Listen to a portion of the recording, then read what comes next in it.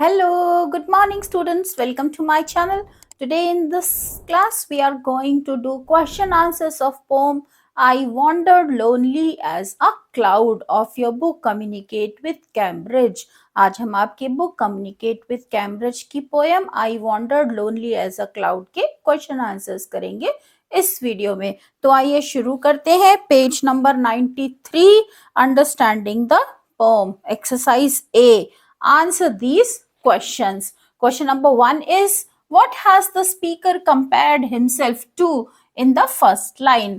Pome की पहली line में स्पीकर ने अपने आप को किससे कंपेयर किया है, अपनी तुलना किससे की है? Answer is the speaker has compared himself to a cloud. Speaker ने अपनी तुलना बादलों से की है। Question number 2, where did the speaker see a crowd of daffodils?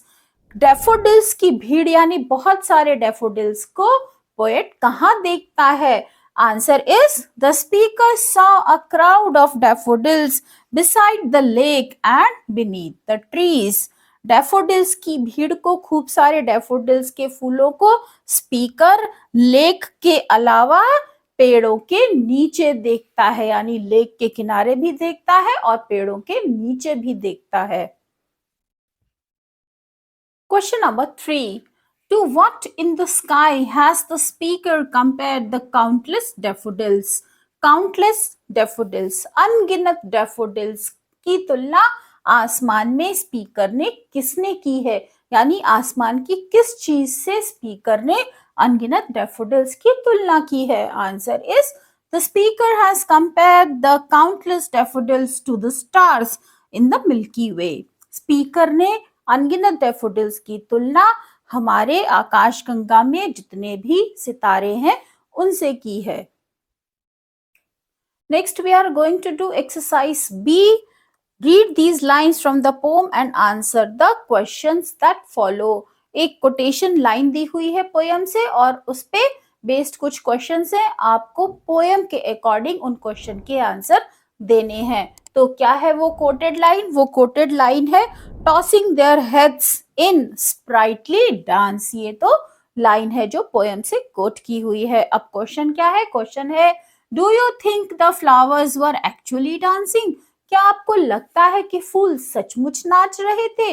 Answer is the daffodils were not dancing, they were swaying with the breeze. Daffodils सच में नहीं नाच रहे थे, वो क्या कर रहे थे? वो केवल हवा के साथ हिल रहे थे। Question number B, what does the speaker mean by sprightly dance? sprightly dance से स्पीकर का क्या मतलब है? sprightly यानी एनर्जी से भरा हुआ।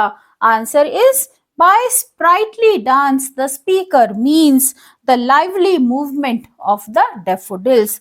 sprightly dance से स्पीकर का मतलब है जिंदा दिली और खूब एनर्जी के साथ फूलों की मूवमेंट, फूलों की हरकत।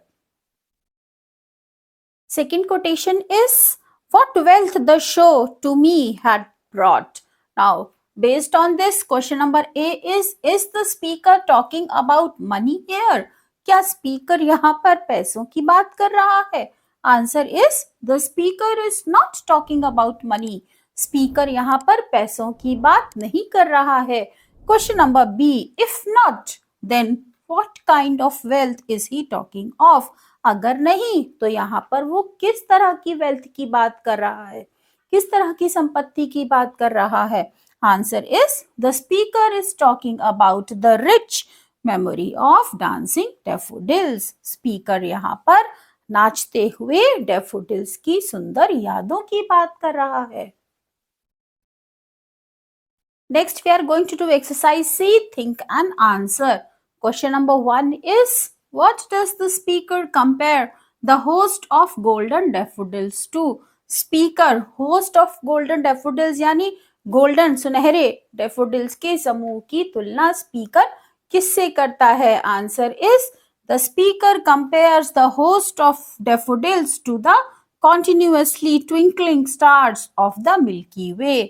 स्पीकर डैफोडिल्स के समूह की तुलना आकाश गंगा में लगातार चमकते टिमटिमाते तारों से करता है।